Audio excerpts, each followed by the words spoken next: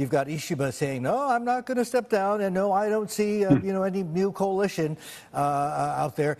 It strikes me that is this a situation where this is a man who's in denial after Sunday's drubbing? This is a guy who should have fallen on his sword, right? But the imagery here I'm thinking of is a duck on the water, right? All calm on the surface, but underneath the guy's paddling furiously.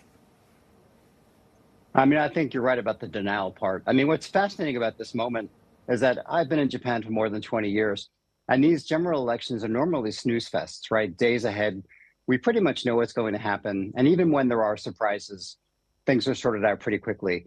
This is a real wild card election in every way possible. And for Mr. Ishiba to continue to argue that he's going to stay on, he's going to cobble together some kind of coalition government, it is a bit of, we are in very much uncharted territory here for Japan. And suddenly, for Asia, we have the region's most stable democracy suddenly cast into chaos.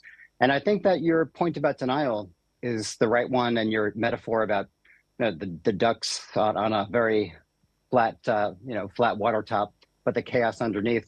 There is a lot of jockeying going on, and there are no wise old men at the moment. I've been checking with all my smartest sources in around Tokyo, trying to get their two yen on where we are and where things are likely to go.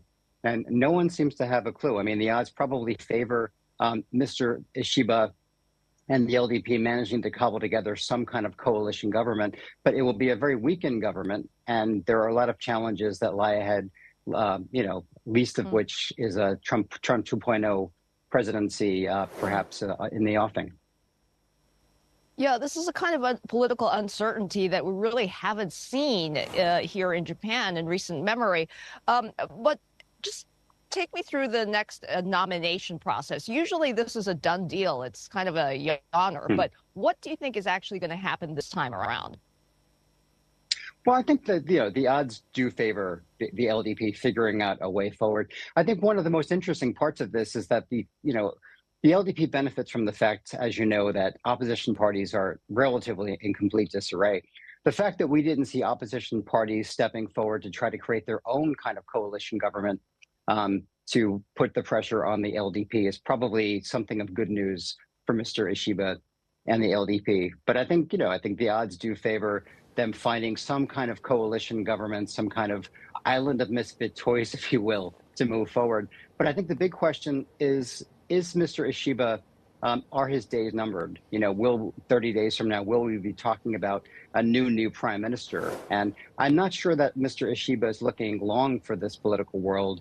And you can argue that the ways in which he's made these U-turns and the ways in which we've seen this policy chaos from his government in the last 30 days, the way that he's taken this very big gamble with a snap election that's blowing up on him spectacularly, you can argue that he doesn't deserve to be prime minister after 30 days from now.